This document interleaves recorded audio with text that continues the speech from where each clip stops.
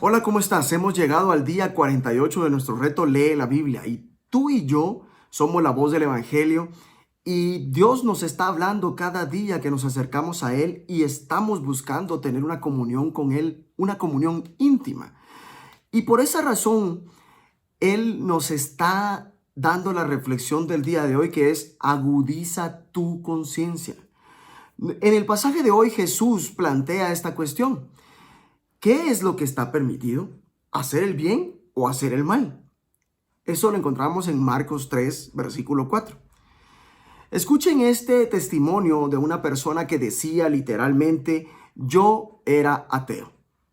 Creía que nuestros cuerpos y mentes, junto con las circunstancias en las que habíamos nacido, determinaban todas nuestras acciones. Lógicamente, según me parecía, si no existe Dios, no hay base ninguna para la moralidad. Por lo tanto, siguiendo esta lógica, no hay un bien ni un mal absolutos. Aún así, en lo profundo de mí, decía esta persona cuando contaba su testimonio, sabía que existía algo llamado bien y mal. Aunque no creía en Dios, eran las palabras que usaba. A pesar de eso, solo cuando encontré a Jesús comprendí que existe un Dios que ha creado un universo moral. En las Escrituras y particularmente en la persona de Jesucristo se revela la naturaleza del bien y del mal. Dios nos ha dado una conciencia para que sepamos que algunas cosas están bien y otras están mal. Pero nuestras conciencias se pueden ablandar, por lo que necesitan ser agudizadas por la verdad objetiva. Y para ello quiero que busquemos Proverbios 5 y leamos los versículos 1 al 14. Y la palabra de Dios dice lo siguiente. Hijo mío, está atento a mi sabiduría y a mi inteligencia inclina tu oído, para que guardes consejo y tus labios conserven la ciencia.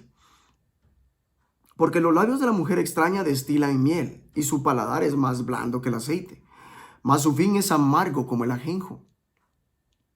Agudo como espada de dos filos, sus pies descienden a la muerte, sus pasos conducen al Seol, sus caminos son inestables, no los conocerás, si no considerares el camino de vida.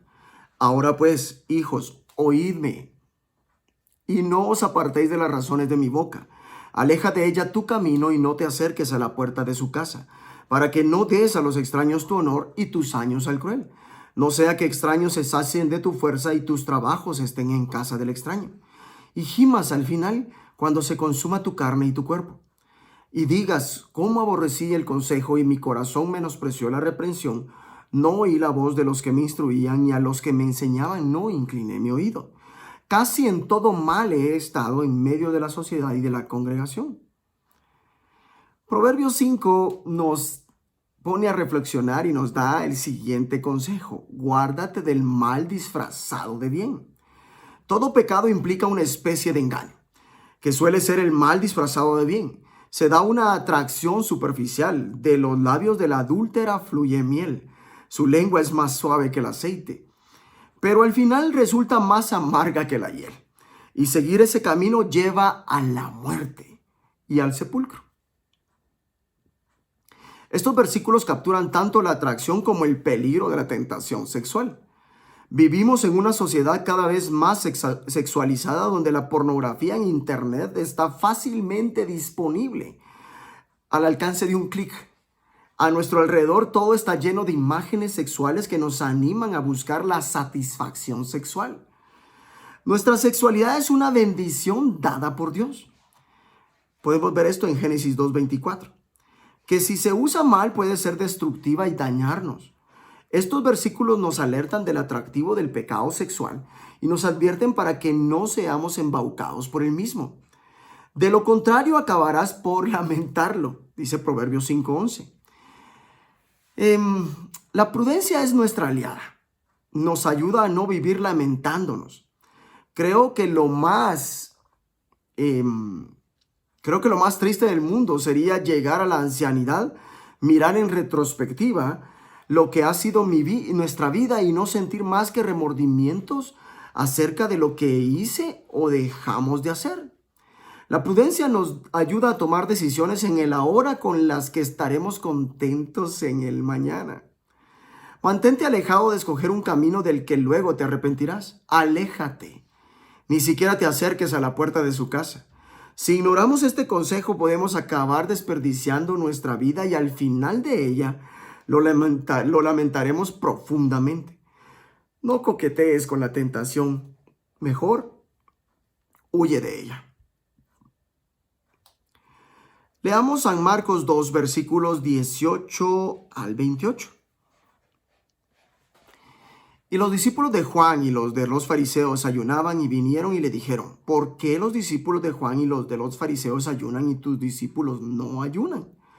Jesús les dijo: ¿acaso pueden los que están de boda ayunar mientras está con ellos el esposo?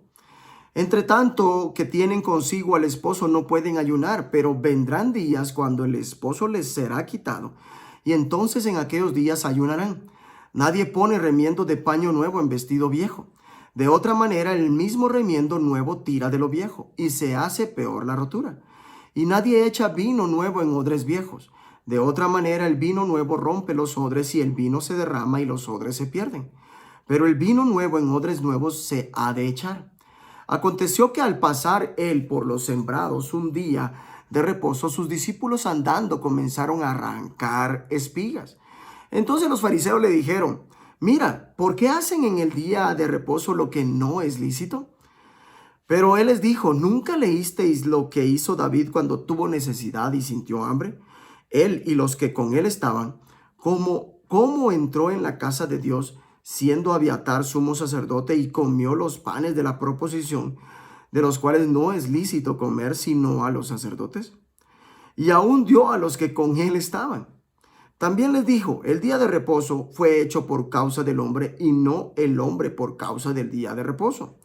Por tanto, el Hijo del Hombre es Señor aún del día de reposo. San Marcos 3, versículos 1 al 30. Otra vez entró Jesús en la sinagoga y había un hombre que tenía seca una mano.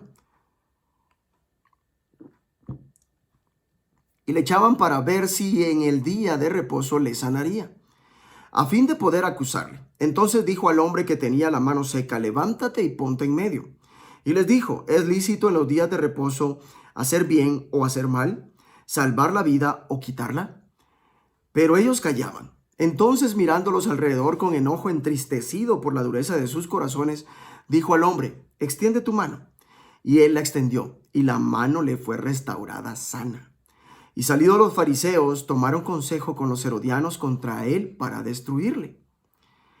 Mas Jesús se retiró al mar con sus discípulos, y le siguió gran multitud de Galilea y de Judea, de Jerusalén, de Idumea, del otro lado del Jordán y de los alrededores de Tiro y de Sidón. Oyendo cuán grandes cosas hacía, grandes multitudes vinieron a él. Y dijo a sus discípulos que le tuviesen siempre lista la barca a causa del gentío, para que no le oprimiesen, porque había sanado a muchos, de manera que por tocarle, cuantos tenían plagas caían sobre él. Y los espíritus inmundos al verle se postraban delante de él y daban voces, diciendo: tú eres el Hijo de Dios. Mas él les reprendía mucho para que no lo descubriesen. Después subió al monte y llamó así a los que él quiso, y vinieron a él. Y estableció a 12 para que estuviesen con él y para enviarlos a predicar, y que tuviesen autoridad para sanar enfermedades y para echar fuera a demonios. A Simón, a quien puso por sobrenombre Pedro, a Jacobo, hijo de Zebedeo, y a Juan, hermano de Jacobo, a quienes apellidó Boanerges, esto es, hijos del trueno, a Andrés, Felipe, Bartolomé, Mateo, Tomás, Jacobo, hijo de Alfeo, Tadeo, Simón el cananista, y Judas Iscariote, el que le entregó. Y vinieron a casa. Y se agolpó de nuevo la gente, de modo que ellos ni aún podían comer pan. Cuando lo oyeron los suyos, vinieron para prenderle, porque decían: está fuera de sí. Pero los escribas que habían venido de Jerusalén decían que tenía a Beelzebú, y que por el príncipe de los demonios echaba fuera a los demonios. Y habiéndolos llamado, les decía en parábolas: ¿cómo puede Satanás echar fuera a Satanás? Si un reino está dividido contra sí mismo, tal reino no puede permanecer. Y si una casa está dividida contra sí misma, tal casa no puede permanecer. Y si Satanás se levanta contra sí mismo y se divide, no puede permanecer. sino que ha llegado su fin. Ninguno puede entrar en la casa de un hombre fuerte y saquear sus bienes si antes no le ata, y entonces podrá saquear su casa. De cierto os digo que todos los pecados serán perdonados a los hijos del hombre, y las blasfemias cualesquiera que sean, pero cualquiera que blasfeme contra el Espíritu Santo no tiene jamás perdón, sino que es reo de juicio eterno, porque ellos habían dicho, tiene espíritu inmundo. Wow, estos dos capítulos de Marcos, el capítulo 2 y el 3, también te están exhortando a decidirte acerca de Jesús. Dice, decídete acerca de Jesús. ¿Era bueno o era malo? Decídete. ¿Quién es Jesús? Todos tenemos que tomar una decisión acerca de Jesús. ¿Era malo? ¿Estaba loco? ¿O acaso era Dios? Esta no es una cuestión novedosa. La gente del tiempo de Jesús también tuvo que decidirse entre estas opciones. Jesús no fue simplemente un gran maestro religioso. Está claro que se veía a sí mismo como mucho más que eso. Jesús hizo sorprendentes afirmaciones acerca de sí mismo. Incluso en esta parte tan relativamente pequeña del Evangelio de Marcos, vemos unas cuantas de sus afirmaciones. C.S. Lewis señaló que un hombre que fuera simplemente un hombre y que dijera las cosas que dijo Jesús no podría ser un gran maestro moral, sino que se trataría de un lunático o el mismísimo demonio. Tienen que escoger, escribe Lewis. O bien Jesús era y es el Hijo de Dios, o bien era un loco o algo mucho peor. Pero continúa, no salgamos ahora con insensateces paternalistas acerca de que fue un gran maestro moral. Él no nos dejó abierta esa posibilidad, no quiso hacerlo. Solo hay tres opciones. O bien era un malvado o un lunático o sus pretensiones eran verdaderas. ¿Era un malvado? Los maestros de la ley dijeron de él, Belcebú, el propio jefe de los demonios, es quien le ha dado a este hombre el poder de expulsarlo. Afirmaban que tenía un espíritu impuro. ¿Estaba loco? La gente decía de Jesús que se había vuelto loco. ¿Es Dios? Jesús está diciendo implícitamente que Él es el novio. Se describe a sí mismo como Señor incluso del sábado. Y cuando el espíritu maligno grita, tú eres el Hijo de Dios, Jesús no lo niega, sino que les ordenó terminantemente que no dijeran quién era Él. Nuestra decisión acerca de si Jesús es un malvado, está loco o es Dios, tiene enormes consecuencias. Después de pasar 3 años con uno o con sus discípulos, llegaron a la conclusión de que era el Hijo unigénito de Dios. La palabra hecha carne, un hombre cuya identidad era la de ser Dios. Jesús los llamó como nos llama a nosotros, primero para estar con Él y después llevar su mensaje al mundo entero. Aquellos que le toman por malvado les dice, quien blasfeme contra el Espíritu Santo no tendrá perdón jamás. Este versículo ha causado gran angustia a mucha gente, pero todo el que esté preocupado por él mismo es que no ha cometido tal pecado. Aquellos que se arrepientan serán perdonados. El hecho de que se sientan preocupados, es decir, que quieran arrepentirse, es la prueba más segura de que no lo han cometido. Aquí no se está refiriendo a pronunciar una frase blasfemar, sino a una actitud mental irreversible. Jesús no dice que hayan cometido un pecado, sino que advierte del peligro en el que están. Aquellas personas no eran una gente cualquiera. Los escribas eran acreditados, maestros teológicos del pueblo de Dios. Estaban en contacto diario con la palabra de Dios. Este pecado es una actitud que trastoca el bien en mal y el mal en bien. La persona que lo haga ha caído hasta un punto en que ya no se puede arrepentir ni ser perdonado. También cayó en esta categoría Judas Iscariote, el que lo traicionó. El Nuevo Testamento nos asegura que todo el que se arrepienta y se vuelva a Jesús será perdonado. Jesús, te alabo hoy como el novio, mi Señor, y como el Hijo de Dios. Busquemos Éxodo y leamos los capítulos 21 y 22.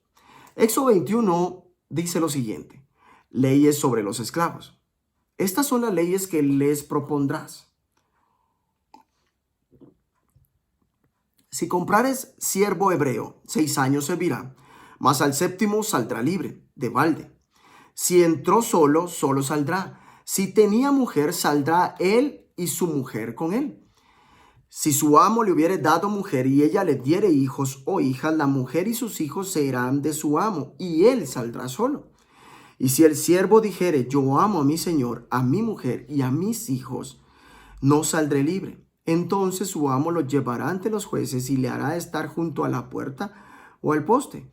Y su amo le horadará la oreja con lesna y será su siervo para siempre.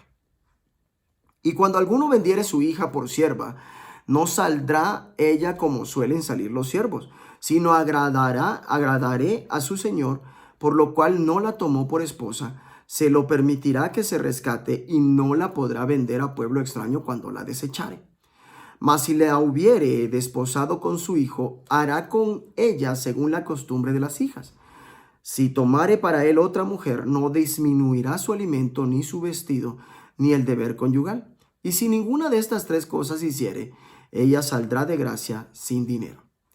Leyes sobre actos de violencia. El que hiriere a alguno haciéndole así morir, él morirá. Mas el que no pretendía herirlo, sino que Dios lo puso en sus manos, entonces yo te señalaré lugar al cual ha de huir. Pero si alguno se ensoberbeciere contra su prójimo y lo matare con alevosía, de mi altar lo quitarás para que muera. El que hiriere a su padre o a su madre morirá. Asimismo, el que robare a una persona y la vendiere, o si fuere hallada en sus manos, morirá. Igualmente, el que maldijere a su padre o a su madre, morirá. Además, si alguno riñere y uno hiriere a su prójimo con piedra o con el puño, y éste no muriere, pero cayere en cama, si se levantare y anduviere fuera sobre su báculo, entonces será absuelto el que lo hirió. Solamente le satisfará por lo que estuvo sin trabajar y hará que le curen. Y si alguno hiriere a su siervo o a su sierva con palo y muriere bajo su mano, será castigado. Mas si sobreviviere por 1 día o 2, no será castigado, porque es de su propiedad. Si alguno riñeren e hirieren a mujer embarazada y ésta abortare, pero sin haber muerte, serán penados conforme a lo que les impusiere el marido de la mujer y juzgaren los jueces. Mas si hubiere muerte, entonces pagarás vida por vida, ojo por ojo, diente por diente, mano por mano, pie por pie, quemadura por quemadura, herida por herida, golpe por golpe. Wow. Leyes sobre responsabilidades de amos y dueños. Si alguno hiriere el ojo de su siervo o el ojo de su sierva y lo dañare, le dará libertad por razón de su ojo. Y si hiciere saltar un diente de su siervo o un diente de su sierva, por su diente le dejará ir libre. Si un buey acorneare a hombre o a mujer y a causa de ello muriere, el buey será apedreado y no será comida su carne, mas el dueño del buey será absuelto. Pero si el buey fuere acorneador desde tiempo atrás, si a su dueño se le hubiera notificado y no lo hubiere guardado, y matare hombre o mujer, el buey será apedreado y también morirá su dueño. Si le fuere impuesto precio de rescate, entonces dará por el rescate de su persona cuanto le fuere impuesto. Haya acorneado a hijo o haya acorneado a hija, conforme a este juicio se hará con él. Si el buey acorneare a un siervo o a una sierva, pagará su dueño 30 siclos de plata, y el buey será apedreado. Y si alguno abriere un pozo o cavare cisterna y no la cubriere, y cayere allí buey o asno, el dueño de la cisterna pagará el daño, resarciendo a su dueño, y lo que fue muerto será suyo. Y si el buey de alguno hiriere al buey de su prójimo, de modo que muriere, entonces venderán el buey vivo y partirán el dinero de él, y también partirán el buey muerto. Mas si era notorio que el buey era acorneador desde tiempo atrás y su dueño no lo hubiere guardado, pagará buey por buey, y el buey muerto será suyo. Éxodo 22. Leyes sobre la restitución. Cuando alguno hurtare buey u oveja y lo degollare o vendiere, por aquel buey pagará 5 bueyes y por aquella oveja 4 ovejas. Si el ladrón fuere hallado forzando una casa y fuere herido y muriere, el que lo hirió no será culpado de su muerte. Pero si fuere de día, el autor de la muerte será reo de homicidio. El ladrón hará completa restitución. Si no tuviere con qué, será vendido por su hurto. Si fuere hallado con el hurto en la mano, vivo, sea buey o asno u oveja, pagará el doble. Si alguno hiciere pastar en campo o viña y metiere su bestia en campo de otro, de lo mejor de su campo y de lo mejor de su viña pagará. Cuando se prendiere fuego y al quemar espinos quemare mieses amontonadas o en pie o campo, el que encendió el fuego pagará lo quemado. Cuando alguno diere a su prójimo plata o alhajas a guardar y fuere hurtado de la casa de aquel hombre, si el ladrón fuere hallado, pagará el doble. Si el ladrón no fuere hallado, entonces el dueño de la casa será presentado a los jueces, para que se vea si ha metido su mano en los bienes de su prójimo. En toda clase de fraude, sobre buey, sobre asno, sobre oveja, sobre vestido, sobre toda cosa perdida, cuando alguno dijere, esto es mío, la causa de ambos vendrá delante de los jueces, y el que los jueces condenaren pagará el doble a su prójimo. Si alguno hubiere dado a su prójimo asno, o buey, u oveja, o cualquier otro animal a guardar, y éste muriere, o fuere estropeado, o fuere llevado sin verlo nadie, juramento de Jehová habrá entre ambos, de que no metió su mano a los bienes de su prójimo, y su dueño lo aceptará, y el otro no pagará. Mas si le hubiere sido hurtado, resarcirá a su dueño, y si le hubiere sido arrebatado por fiera, le traerá testimonio y no pagará lo arrebatado. Pero si alguno hubiere tomado prestada bestia de su prójimo y fuere estropeada o muerta, estando ausente su dueño deberá pagarla. Si el dueño estaba presente, no la pagará. Si era alquilada, recibirá el dueño el alquiler. Leyes humanitarias. Si alguno engañare a una doncella que no fuere desposada y durmiere con ella, deberá dotarla y tomarla por mujer. Si su padre no quisiere dársela, él le pesará plata conforme a la dote de las vírgenes. A la hechicera no dejarás que viva. Cualquiera que cohabitare con bestia morirá. El que ofreciere sacrificio a dioses, excepto solamente a Jehová, será muerto. Y al extranjero no engañarás ni angustiarás, porque extranjeros fuisteis vosotros en la tierra de Egipto. A ninguna viuda ni huérfano afligiréis, porque si tú llegas a afligirles y ellos clamaren a mí, ciertamente oiré yo su clamor, y mi furor se encenderá, y os mataré a espada, y vuestras mujeres serán viudas y huérfanos vuestros hijos. Cuando prestares dinero a uno de mi pueblo, al pobre que está contigo, no te portarás con él como logrero, ni le impondrás usura. Si tomares en prenda el vestido de tu prójimo, a la puesta del sol se lo devolverás, porque solo eso es su cubierta, es su vestido para cubrir su cuerpo. ¿En qué dormirá? Y cuando él clamare a mí, yo lo oiré, porque soy misericordioso. No injuriarás a los jueces, ni maldecirás al príncipe de tu pueblo. No demorarás la primicia de tu cosecha ni de tu lagar. Me darás el primogénito de tus hijos. Lo mismo harás con el de tu buey y de tu oveja. 7 días estará con su madre, y al 8º día me lo darás. Y me seréis varones santos, no comeréis carne destrozada por las fieras. En el campo a los perros la echaréis. Éxodo es muy claro en muchas cosas. Y nos está diciendo lo siguiente. Nos dice que debemos promover el bien y evitar el mal. El pueblo de Dios elaboró leyes para su sociedad.